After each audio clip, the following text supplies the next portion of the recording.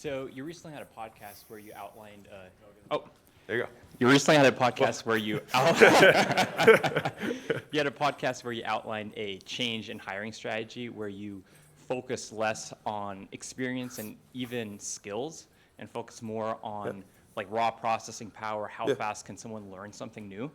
I've really been struggling with hiring, and during the interview process, it's very difficult to identify if someone can learn quickly, if they can solve problems independently. And I hire them, and then after the first 2 weeks, there are these small things that I notice, and I have to let them go. And this has happened many times. Yeah, it's all your fault. What are tactical things that you can, how can I better identify if someone is smart as defined as like how quick they can learn? Mm-hmm.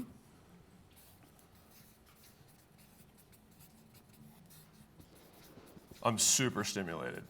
Just FYI. So if I talk fast, listen fast.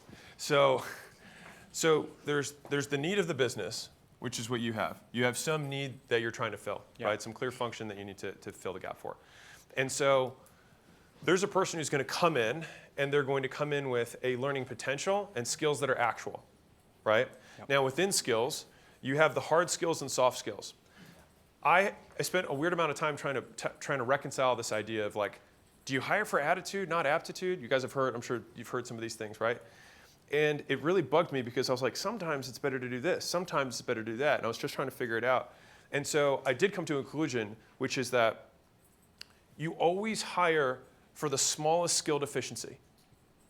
It's just that being kind is also a skill. It's just that it's probably a harder skill to teach than setting calls for a sales team. I can teach someone to set calls in about 48 hours.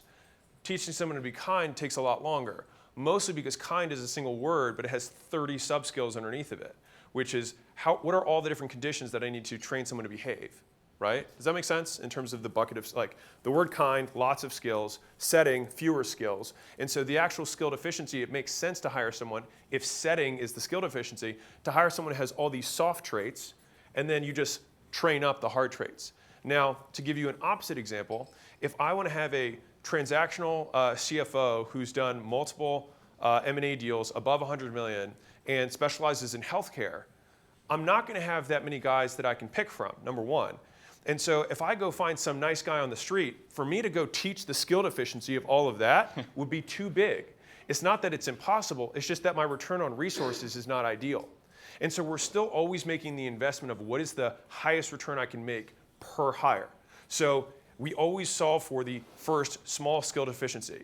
And depending on the role, sometimes it'll be soft skills, sometimes it'll be hard skills. So it'd be easier for me to take the guy who's got all that experience, who's just the least big dick, and then say, hey, here's how to not be a douche with my team. And if you just do these 6 things, I can at least attenuate some of the downside. Now, the second piece is there's always going to be some deficiency in terms of skills, right? Like no one comes in 100%, and I think Frank talked about that today or yesterday. You always have to be willing to have a little bit of a bridge, right? It's very rare to have perfect fits. And so then if we have this gap from the skills that are current, what is my rate of learning? And so that's where the raw intelligence comes in. And so I have looked more for raw intelligence, and what's been interesting for me is that if I look at some of the most successful businesses in the world, right? You look at the Googles, the Facebooks, the Bains, the Goldman Sachs, like the most successful businesses out there, what do they have? They have a machine for raw talent. They just pick the smartest fucking people out of Harvard, and they're just like, okay, we will make you into something. You just have raw you have raw learning potential. And so they put them through an 8-week boot camp, and then they're an analyst.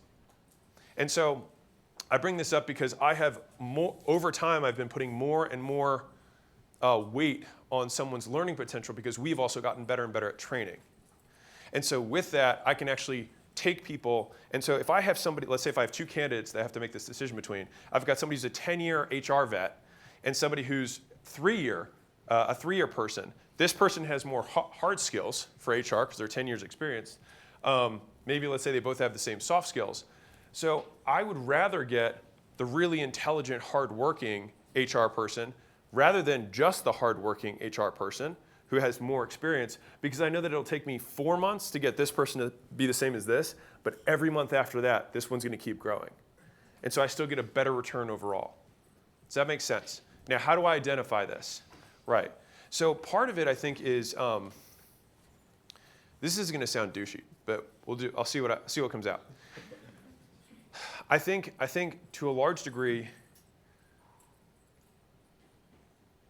you can tell if someone's smarter than you. And the goal is to find people who are smarter. And the hard part is getting someone smarter to work for you if they're smarter than you. And so I actually think this is one of the biggest limiters of businesses, just being real. Like, the more I've thought about this, is that I think, and that's where I think having all of these other skills, where, like, if you look at Jeff Bezos, who I do think is brilliant, I think part of the reason that Jeff Bezos was able to bring people even smarter than him in is because he is such an admirable leader. If you've ever watched, like, the few interviews of Bezos, he just seems like such a solid guy, like unshakable. And that's where I think having character traits that people find admirable and a mission that they believe in, you're like, listen, you're way smarter than I am, but we're trying to do this thing, and will you come with me? And I think that's how you can attract some of that top talent. But a big part of it comes down to the opportunity that you're bringing them in on. And so I can tell you, very transparently, that the talent that I could bring in for Gym Launch is significantly different than the talent I can bring in for acquisition.com. And part of that's also building the external brand. Is this something that's going to add to their career? Because the kid who's graduating from Harvard has unlimited options. He doesn't need to go to you. And so the best candidates you have to sell. And so I think in the early days, I used to think that I'm giving this person the opportunity of working at my business. And nowadays, we have to spend these very long processes of courting very intelligent people to convince them to work for us rather than the 10 other very good options they have. And I think that's what, now, again, this depends on levels, so I'm trying to give a contextual answer, which is people, right? But like a low-level role might not, you might not have to court as hard. But if you're bringing in, the higher basically the level is, the more it goes from them coming to you, and it goes to more you going to them. That's kind of the shift that happens over time.